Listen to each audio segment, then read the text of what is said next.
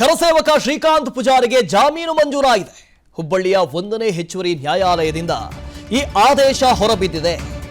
ಶ್ರೀಕಾಂತ್ ಪೂಜಾರಿಗೆ ಷರತ್ತುಬದ್ಧ ಜಾಮೀನು ಮಂಜೂರು ಮಾಡಲಾಗಿದೆ.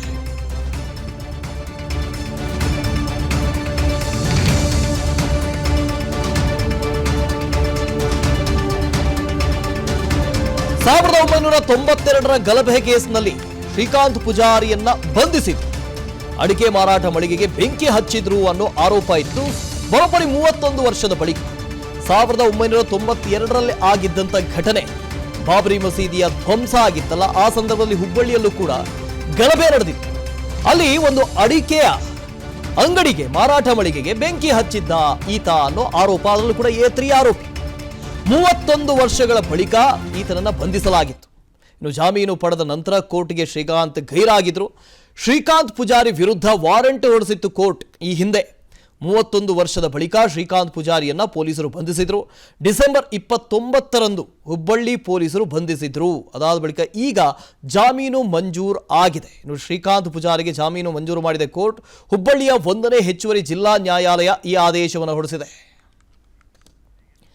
ಇನ್ನು ಕರಸೇವಕ ಶ್ರೀಕಾಂತ್ ಪೂಜಾರಿ ನಾಳೆ ರಿಲೀಸ್ ಆಗ್ತಾ ಇದ್ದಾರೆ. ಜಾಮೀನು ಸಿಕ್ಕರೂ ಕೂಡ ಇವತ್ತು ಶ್ರೀಕಾಂತ್ ಪೂಜಾರಿ ಬಿಡುಗಡೆ ಆಗ್ತಾ ಇಲ್ಲ. ಯಾಕೆ? ನಾಳೆ ಜೈಲಿನಿಂದ ರಿಲೀಸ್ ಆಗ್ತಾ ಇದ್ದಾರೆ ಶ್ರೀಕಾಂತ್ ಪೂಜಾರಿ. ಈ ಜಾಮೀನು ಕೊಟ್ಟಿರೋ ಆದೇಶದ ಪ್ರತಿ ಇನ್ನೂ ವಕೀಲರ ಕೈ ಸೇರಿಲ್ಲ.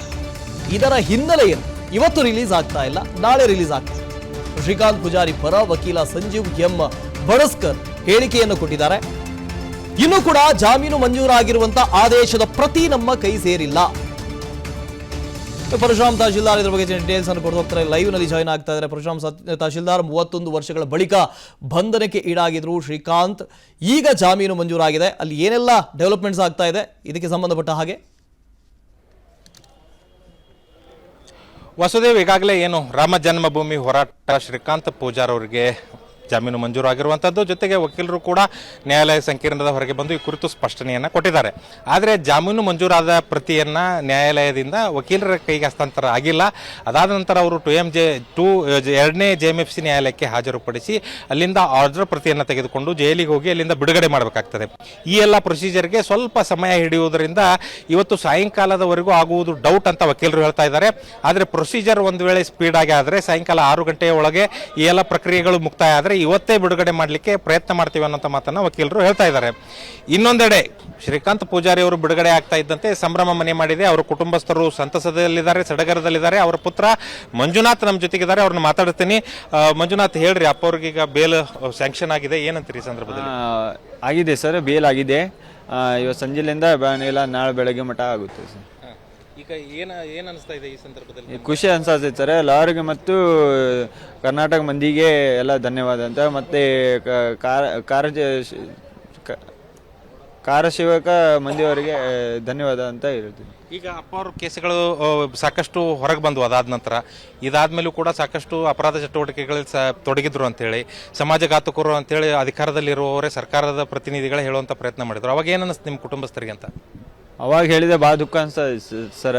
ಈಗ ಭಾಳ ಖುಷಿ ಅಂತ ಹೇಳ್ತಾರೆ. ಈಗ ನಿನ್ನೆ ಶ್ರೀರಾಮ ಸೇನೆ ಮುಖ್ಯಸ್ಥ ಪ್ರಮೋದ್ ಮುತಾಲಿಕ್ ಅವ್ರ ಜೊತೆಗೆ ಜೈಲಿಗೂ ಹೋಗಿದ್ರಿ, ಅಪ್ಪ ಅವ್ರನ್ನ ಭೇಟಿ ಆದ್ರಿ. ಆ ಸಂದರ್ಭದಲ್ಲಿ ಅವ್ರು ಏನು ಮಾತಾಡಿದ್ರು ತಮ್ಮ ಜೊತೆಗೆ? ಅವರು ಭಾಳ ಇದು ಮಾಡಕ್ಕೆ ಹೋಗ್ಬಿಡಿ, ಟೆನ್ಷನ್ ಮಾಡಕ್ಕೆ ಹೋಗ್ಬಿಡಿ, ಎಲ್ಲ ಹೊರಗೆ ಬರ್ತಾರಂತ ಹೇಳಿದೆ ಸರ್. ಅಪ್ಪಾರ ಒಳಗಿದ್ದಾರೆ ಸರ್, ಗೊತ್ತಾಗಿದೆ. ಅವರಿಗೆ ಇದಿಲ್ಲ ಸರ್, ಅವರಿಗೆ ಕೂಡಲೇ ಅವರಿಗೆ ಹಾಸ್ಪಿಟಲ್ ಕರ್ಕೊಂಡು ಹೋಗ್ಬೇಕಂತ ನಮ್ದು ವಿನಂತಿ ಸರ್.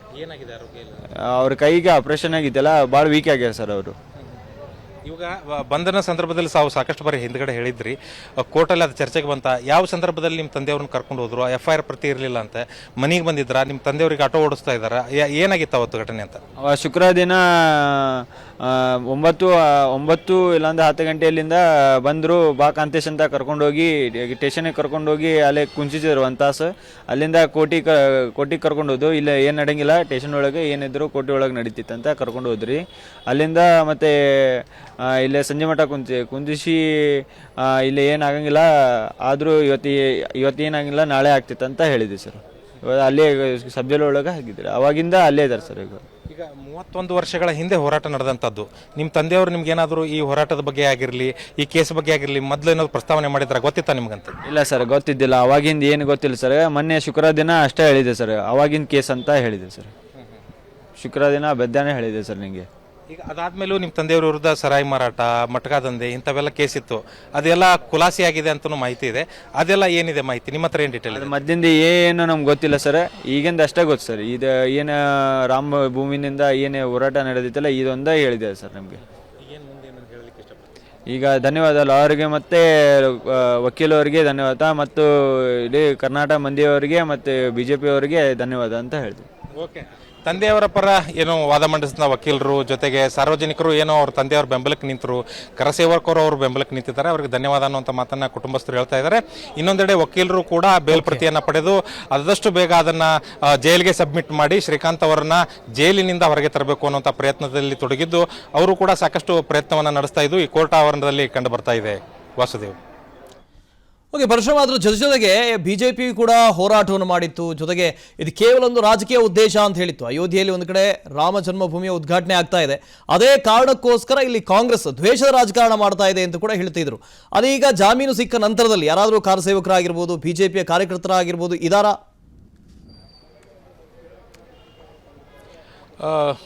ನಾವೀಗ ಕೋರ್ಟ್ನ ಒಳಭಾಗದಲ್ಲಿದ್ದೇವೆ ವಾಸುದೇವ್. ಇಲ್ಲಿ ಸಾಕಷ್ಟು ಜನ ವಕೀಲರು ಜಮಾಯಿಸಿದ್ದಾರೆ ಮತ್ತು ಯಾವುದೇ ರಾಜಕೀಯ ಕಾರ್ಯಕರ್ತರಾಗಿರ್ಬೋದು, ಮುಖಂಡರಾಗಿರ್ಬೋದು ಒಳಗಡೆ ಬಿಟ್ಟಿಲ್ಲ ಮತ್ತು ಅವರು ಯಾರು ಕೂಡ ಕಾಣಿಸ್ತಾ ಇಲ್ಲ. ವಿಶೇಷವಾಗಿ ಏನು ಸಂಜೀವ್ ಬಡಾಸ್ಕರ್ ಮತ್ತು ಅಶೋಕ್ ಅಣ್ವೇಕರ್ ಏನಿದ್ದಾರೆ, ಇಬ್ಬರು ವಕೀಲರು ಏನು ಶ್ರೀಕಾಂತ್ ಪೂಜಾರಿ ಪರ ವಾದವನ್ನು ಮಂಡಿಸಿದ್ದಾರೆ. ಅವರಿಬ್ಬರು ಕೂಡ BJPಯ ಪರವಾದಂತಹ ವಕೀಲರು. BJPಗೆ ಸಂಬಂಧಪಟ್ಟಂಥ ಕೇಸ್ಗಳು, ಪ್ರಕರಣಗಳು ಮತ್ತು BJP ಕಾರ್ಯಕರ್ತರು, ಮುಖಂಡರಿಗೆ ಸಂಬಂಧಪಟ್ಟಂಥ ಕೇಸ್ ಪ್ರಕರಣಗಳ ಕುರಿತು ಅವರು ಫೈಟ್ ಮಾಡ್ತಾರೆ. ನಿನ್ನೆ ಕೂಡ ಪ್ರಹ್ಲಾದ್ ಜೋಶಿ ಅವರು ಅದನ್ನೇ ಹೇಳಿದರು, ನಮ್ಮ ವಕೀಲರು ಅಲ್ಲಿದ್ದಾರೆ, ಅವರು ಕೂಡ ಫೈಟ್ ಮಾಡ್ತಾರೆ, ಅವ್ರನ್ನ ಜಾಮೀನಿನ ಮೇಲೆ ಹೊರಗೆ ಕರೆತರುವಂಥ ಪ್ರಯತ್ನವನ್ನು ಮಾಡ್ತಾ ಇದ್ದಾರೆ ಅಂತ ಮಹೇಶ್ ತೆಂಗಿನಕಾಯಿ ಅವರು ಕೂಡ ಅದನ್ನೇ ಹೇಳಿದರು. ಅದೇ ರೀತಿ ಏನು BJPಯ ಪ್ರತಿನಿಧಿಗಳಾದಂತಹ ಏನು ವಕೀಲರೇ ಮುಂದೆ ನಿಂತು ಬೇಲ್ ಪ್ರಕ್ರಿಯೆಗೆ ಸಹಕರಿಸಿದ್ದು ಈಗ ಬೇಲ್ ಆಗಿರುವುದು ಕಂಡು ಬರ್ತಾ ಇದೆ. Okay, thank you Parashuram. ಅನುಕ್ಷಣದ ಸುದ್ದಿಗಳಿಗಾಗಿ Vistara news YouTube channel subscribe ಮಾಡಿ. ಹೊಸ ಸುದ್ದಿಗಳ ನೋಟಿಫಿಕೇಶನ್ಗಾಗಿ ಬೆಲ್ ಐಕಾನ್ ಕ್ಲಿಕ್ ಮಾಡಿ. ಲೇಟೆಸ್ಟ್ ಅಪ್ಡೇಟ್ಸ್ಗಾಗಿ www.vistaranews.com ವೆಬ್ಸೈಟ್ಗೆ ವಿಸಿಟ್ ಮಾಡಿ. ಅಂಗೈಯಲ್ಲೇ ಜಗತ್ತಿನ ಸುದ್ದಿ ತಿಳಿಯಲು Vistara news Kannada app download ಮಾಡಿ.